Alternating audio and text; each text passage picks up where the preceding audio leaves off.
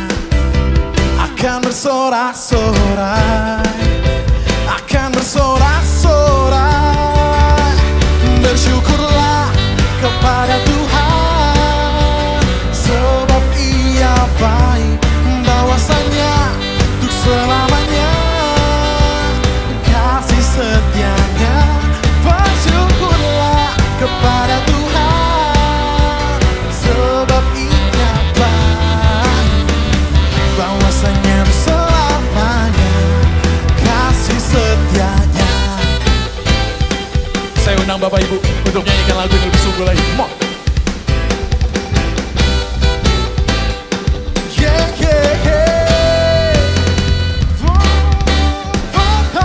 Datanglah ke baitnya dengan hati bersyukur, ke dalam pelatarannya dengan hati bersuka rasakan dan lihatlah betapa baiknya Tuhan bagi yang berlindung padanya.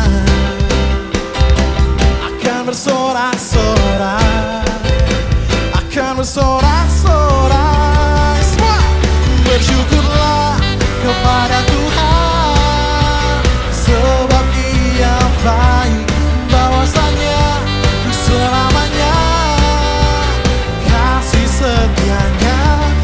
Bersyukurlah pada Tuhan, sebab Ia baik, bahwasanya untuk selamanya kasih setianya. Bersyukurlah kepada Tuhan, sebab Ia baik, bahwasanya untuk selamanya kasih setianya. Bersyukurlah kepada Tuhan, sebab Ia baik, bahwasanya untuk selamanya kasih setianya. Bersyukurlah kepada Tuhan, sebab Ia baik, bahwasanya untuk selamanya kasih setianya. Bersyukurlah pada Tuhan, sebab Ia baik, bahwasanya untuk selamanya, bahwasanya untuk selamanya, bahwasanya untuk selamanya kasih setianya.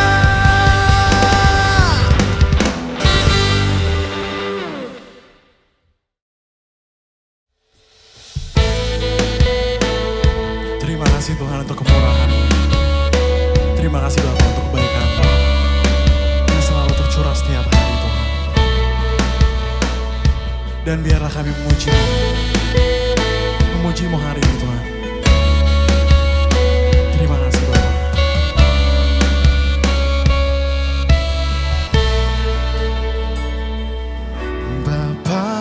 datang dan berserah, ku nyatakan Kau yang berkuasa dalam gelap.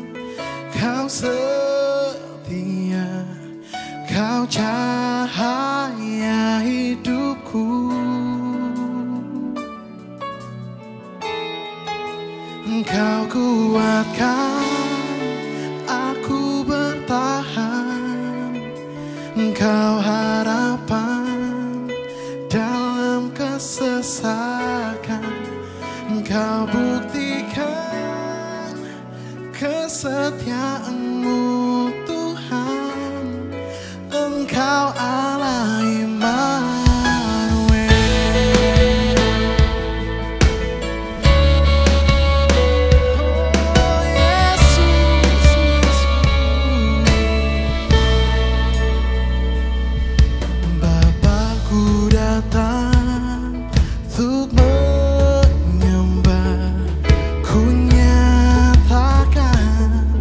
Kau yang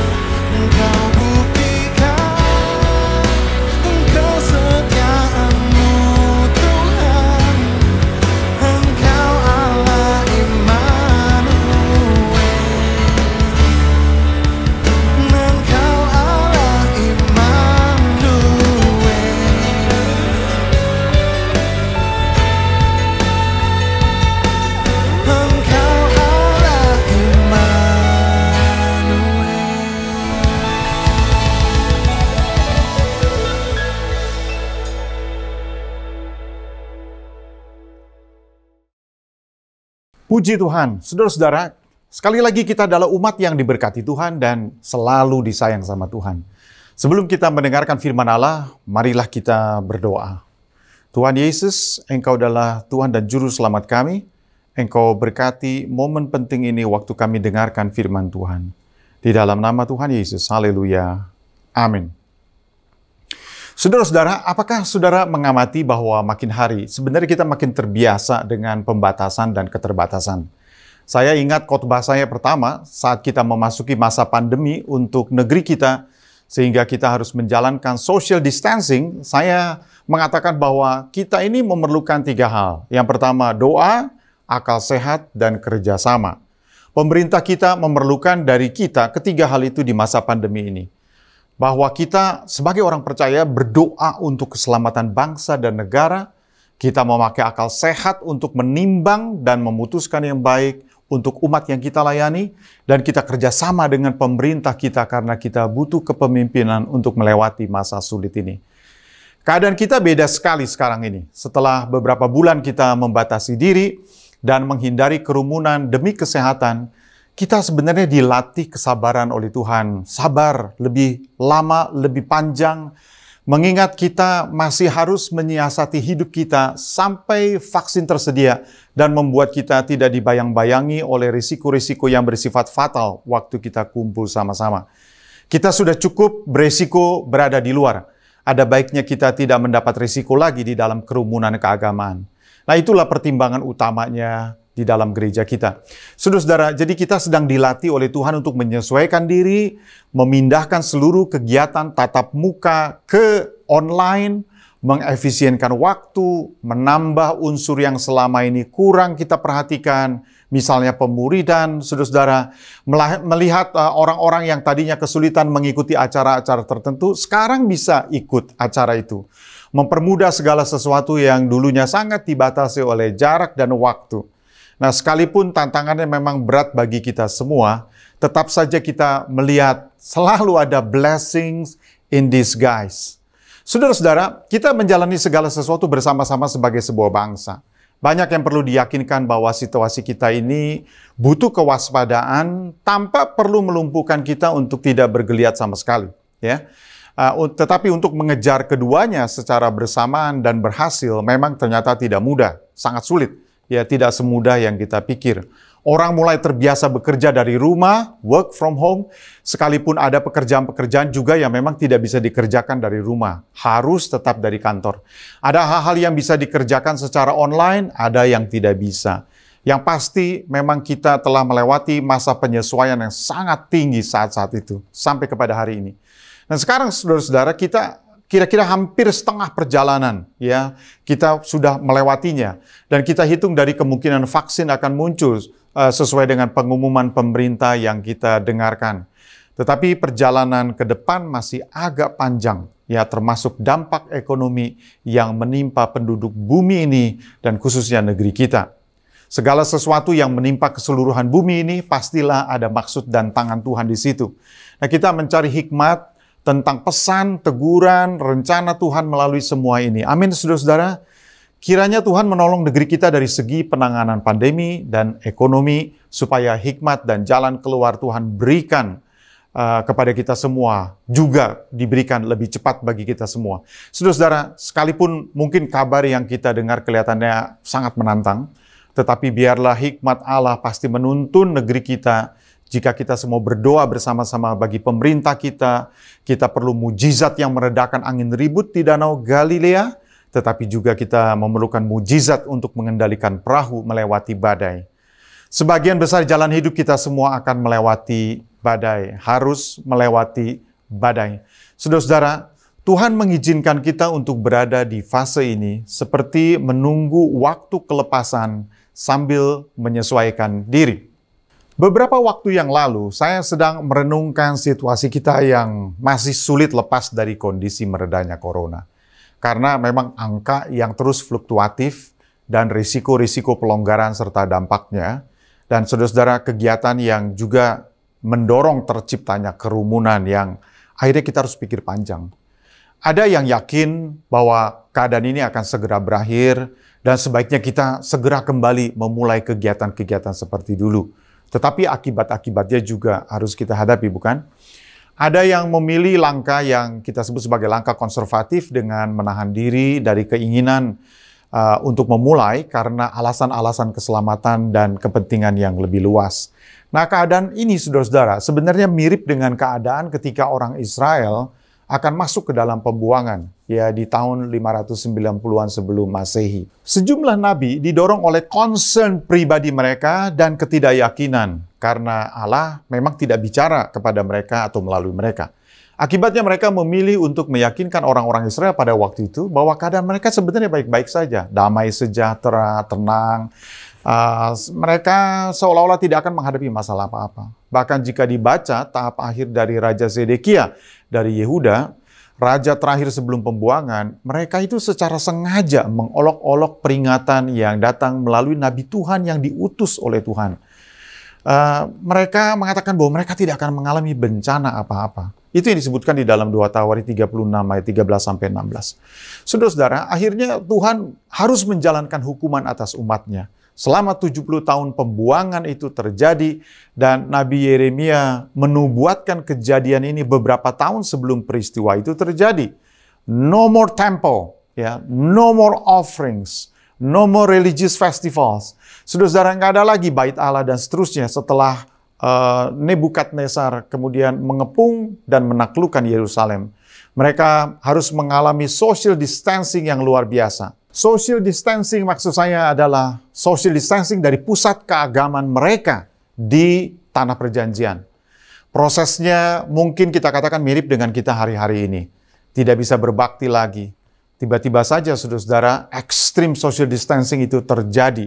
Nah, saudara-saudara, sebenarnya ini kita bicara tentang Yehezkiel. Sebagian dari tulisan Yesaya dan kitab Hagai. Hagai sendiri setelah disebut sebagai the cheerleader of the second temple. Karena memang apa yang disampaikannya sangat penting bagi kita semua hari ini. Hal yang pertama, saudara-saudara, mungkin saya sebut sebagai dua suara keselamatan dari Allah tentang Nabi Yehezkiel dulu. Awalnya sebelum pembuangan ke Babel, Yehezkiel bernubuat tentang hukuman Allah yang akan menimpa mereka. Nah, dia telah melihat penglihatan itu dan menyampaikan pesan Allah. Dan setelah kehancuran bait Allah, Yehezkiel masih punya kesempatan untuk 15 tahun lagi melayani sebagai nabi, menyampaikan pesan-pesan Allah. Saudara-saudara, Yehezkiel pada waktu itu sebenarnya sedang kuliah teologi, kalau kita bayangkan sekarang, saudara-saudara, persiapan jadi imam ketika ia akhirnya diboyong ke Babel ya pada tahun 590-an. Dan sementara itu, saudara-saudara, sejumlah nabi palsu berbicara menjanjikan damai, padahal tidak ada damai. Itu kata Yehezkiel pasal 13. Nabi-nabi palsu tidak berusaha menahan supaya penghakiman Allah yang akan datang, saudara-saudara, tidak ditahan oleh mereka dengan mengingatkan. Karena semua itu datang akibat dosa-dosa yang dilakukan oleh umat Tuhan. Mereka tidak mengatakan yang sebenarnya, karena mereka tidak melihat apa yang akan terjadi. Allah tidak berbicara kepada mereka dan melalui mereka. Tetapi sayangnya suara mereka adalah suara mayoritas. Dan saudara-saudara, sekali lagi mereka mengatakan damai, padahal tidak ada damai. Malah sebenarnya hukumanlah yang datang. Nabi-nabi palsu juga punya hal yang sama. Mereka bertenung, lebih celaka lagi, dan mencelakai, kata firman Tuhan, orang-orang yang tidak bersalah. Mereka melakukan yang sama, bahkan lebih buruk. Mereka sungguh-sungguh tidak siap situasinya menerima kenyataan waktu Nebukadnezar mengepung Yerusalem, menaklukkan Yerusalem, menjarahnya, dan saudara-saudara, bait Salomo itu kemudian dibakar setelah ratusan tahun menjadi tempat di mana mereka berbakti. Praktis kota Yerusalem diratakan pada waktu itu dengan tanah, diratakan menjadi reruntuhan, kata firman Tuhan. Dan nabi-nabi benar, yang benar saat itu telah mengingatkan bahwa yang mereka alami, saudara-saudara, adalah bencana yang tidak terhindarkan sebagai akibat dari kesalahan mereka. Nah, saudara-saudara, tahukah bahwa kita juga banyak orang percaya saat ini yang masih kelihatannya tidak siap memasuki masa yang tidak terhindarkan. Masih terlalu lama berada di tahap denial, ya, belum berdamai dengan kenyataan, bahkan belum bisa menyesuaikan diri. Setelah Yerusalem dikepung tahun 597 sebelum Masehi, saudara-saudara, bait Allah dihancurkan. Yeskil waktu itu statusnya sebagai warga kelas menengah ke atas yang akhirnya ikut dengan 10.000 orang ke Babilonia dibuang. Tahukah saudara-saudara bahwa ayat populer di dalam Yeremia 29 ayat 7 yang bunyinya begini, usahakanlah kesejahteraan kota kemana kamu aku buang dan berdoalah untuk kota itu kepada Tuhan, sebab kesejahteraannya adalah kesejahteraanmu. Itu semua dituliskan di dalam konteks mempersiapkan mereka berada di pengasingan. Nah, jika saya paralelkan kondisi saat itu dengan kita sekarang, saudara-saudara, apa yang tidak terhindarkan yang harus kita jalani dan berusaha menyesuaikan diri dan bertahan, bahkan mencapai sasaran tertentu dalam keterbatasan saat ini. Karena Tuhan tidak menyuruh kita untuk kalah di dalam situasi social distancing seperti saat ini. Jadi saudara-saudara, untuk situasi yang tidak terhindarkan, keluarlah secepatnya dari tahap denial, terima keadaan, dan menyesuaikan diri.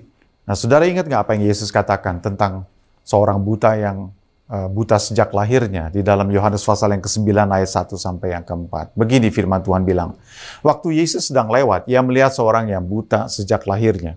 Murid-muridnya bertanya kepadanya, Rabi, siapakah yang berbuat dosa? Orang ini sendiri atau orang tuanya? Sehingga ia dilahirkan buta.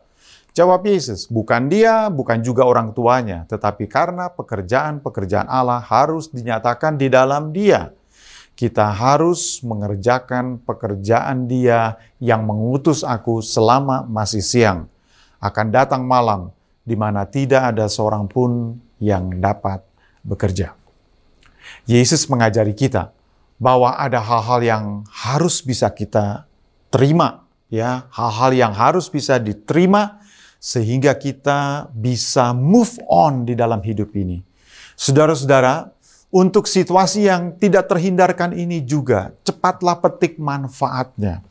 Apa yang berguna bagi kita, pelayanan kita di masa pandemi ini, ambil manfaatnya. Jangan kita dikalahkan oleh social distancing. Itu yang menjadi pesan dari firman Allah baik kepada Yeremia, kepada Yehezkiel, saudara-saudara. Bersikap positif, tentu tanpa harus jadi pasien positif di masa pandemi. Saudara-saudara, sikap dan pikiranmu mestilah positif.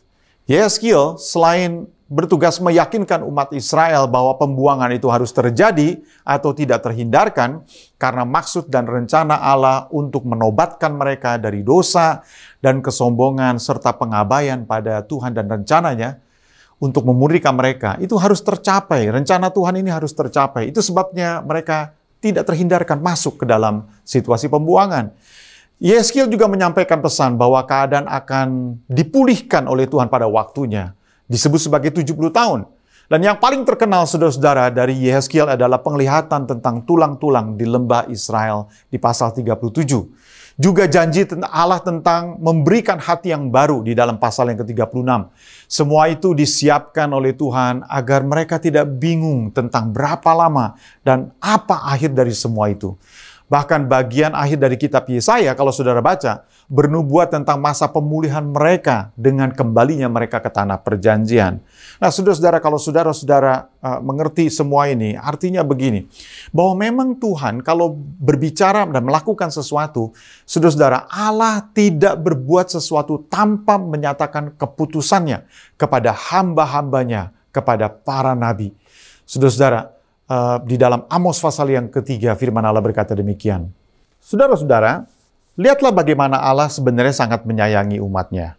Ya, sekalipun umatnya itu menjengkelkan, menimbulkan kemarahan, kekesalan hatinya, tetapi dalam disiplin Allah terhadap umatnya selalu diberitahukan lama dari disiplinnya, lama dari hukumannya, disediakan jalan keluarnya. Saudara lihat ya, itu luar biasa.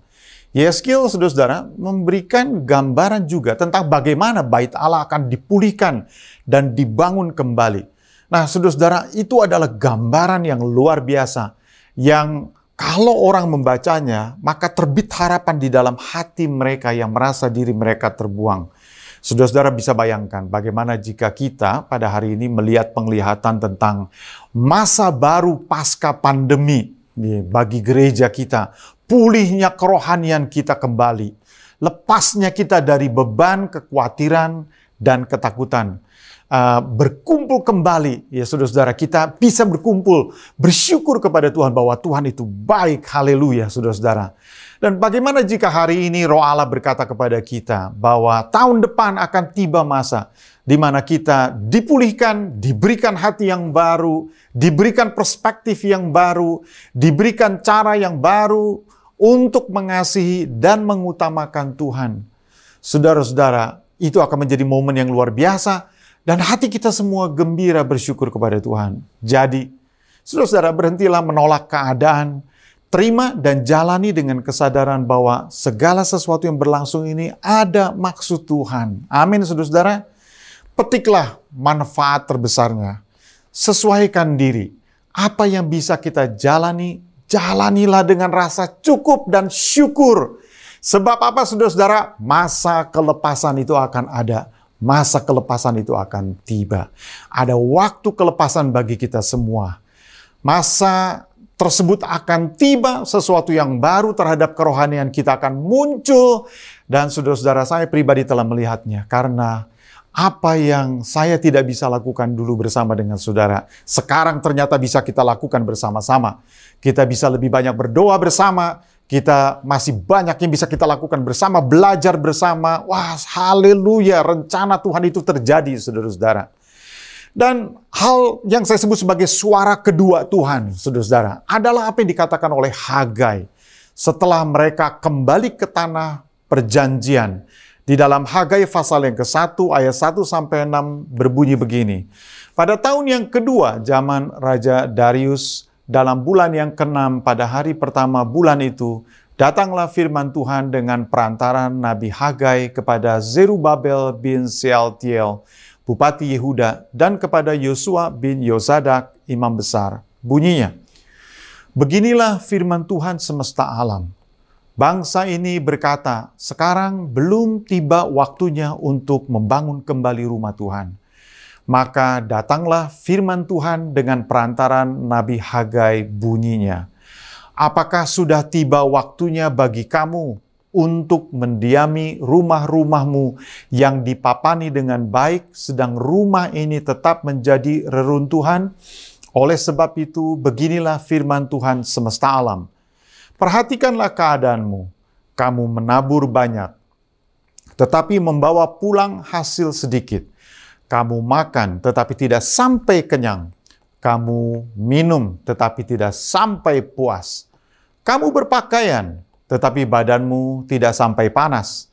Dan orang yang bekerja untuk upah, ia bekerja untuk upah yang ditaruh di dalam pundi-pundi yang berlobang.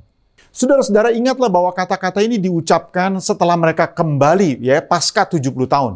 Mereka sedang menata diri kembali, tetapi sayangnya mereka sudah terlanjur nyaman dengan apa yang mereka terima di Babilonia. Dan Hagai, Nabi Hagai, termasuk Zakaria dan Maleaki, menyatakan bahwa jangan kamu lupakan perbaikan yang harus kamu lakukan terkait dengan bait Allah dan ibadahnya. Dan saudara-saudara, pesan Nabi Hagai pasca pembuangan ini bisa jadi pesan bagi saudara dan saya, agar kita bersiap-siap untuk memasuki masa pemulihan nantinya. Nah, saudara-saudara tahu nggak? Jika waktu itu tiba, kemungkinan besar peperangan di dalam pikiran dan di dalam diri kita adalah seperti yang dikatakan oleh Hagai. Yaitu kita harus memilih untuk menata kerohanian kita dalam urutan pertama, karena itu adalah pergumulan terbesar. Dan saudara-saudara, saingannya adalah urusan lain yang kita anggap lebih penting dari kerohanian. Dan kita diajari dari pengalaman ini bagaimana kita harus bisa menjadi lebih baik melewati pandemi ini, saudara-saudara. Pasti ada maksud Tuhan.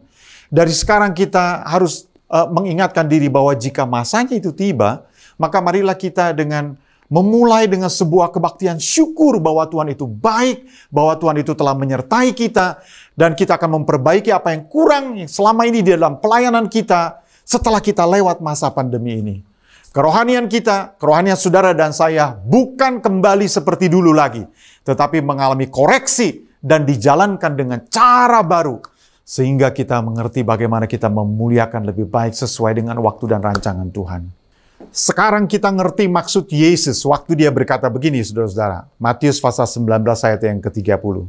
Tetapi banyak orang yang terdahulu akan menjadi yang terakhir. Dan yang terakhir akan menjadi yang terdahulu. Memang diperlukan masa seperti pandemi ini untuk membuat perkataan Yesus jadi kenyataan untuk kita. Saya rasa itulah maksud Tuhan bagi kita semua. Jadi saudara-saudara, marilah kita melalui apa yang telah saudara dan saya dengarkan pada hari ini, berhentilah untuk menolak keadaan, terima dan jalani dengan kesadaran bahwa segalanya ini ada maksud Tuhan. Tidak mungkin kejadian besar ini tidak ada maksud dan rencana Tuhan. Saudara-saudara, petiklah manfaat yang terbesar melalui masa yang kita lalui ini. Sesuaikan diri. Apa yang bisa dijalani, jalanilah dengan rasa cukup dan rasa syukur. Sebab masa kelepasan itu akan tiba. Ada waktu kelepasan bagi kita semua, bagi saudara dan saya. Masanya itu akan tiba, saudara-saudara, dan sesuatu yang baru terhadap kerohanian saudara dan saya akan muncul. Seperti yang saya katakan, bahwa saya merasakan kegembiraan di dalam hati, walaupun tantangannya sangat berat. Apa yang dulu tidak bisa kita lakukan bersama-sama, sekarang bisa kita lakukan, saudara-saudara. Itu adalah sebuah berkat yang luar biasa. Dan kerohanian kita bukan lagi kembali seperti dulu, tetapi kita mengalami koreksi dan dijalankan kerohanian kita dengan cara yang baru, yang lebih memuliakan Tuhan. Saudara-saudara, kiranya Tuhan memberkati kita semua. Tangkap pesan dan firman Allah ini bagi kita, dan biarlah kita jalani setiap hari. Sekali lagi saudara-saudara, dengan rasa cukup dan rasa syukur, karena waktu kelepasan itu akan tiba bagi kita semua. Kiranya Tuhan memberkati. Mari kita tundukkan kepala di hadapan Tuhan. Bapa di surga, terima kasih karena pada hari ini kami bisa mendengarkan firman Allah. Hati kami biarlah digerakkan oleh Roh-Mu sendiri, apa yang Kau katakan melalui Yehezkiel, melalui Yesaya, melalui Hagai. Kami berdoa Tuhan, kami betul-betul bisa paham dan bisa merasakan apa yang dirasakan oleh umat-Mu pada masa lalu. Ketika mereka masuk ke dalam pembuangan dan setelah mereka kembali dari pembuangan. Kami berdoa, hikmat Tuhan menyertai kami semua. Engkau selalu mengingatkan kami karena Engkau menyayangi kami semua. Terima kasih Yesus. Terima kasih ya Bapa. Kami serahkan hidup kami ke dalam tangan Tuhan. Di dalam nama Yesus kami sudah berdoa, haleluya, amin. Saudara-saudara, kita telah mengakhiri kebaktian kita pada hari ini. Mari kita mengangkat kedua tangan kita untuk menerima berkat Tuhan.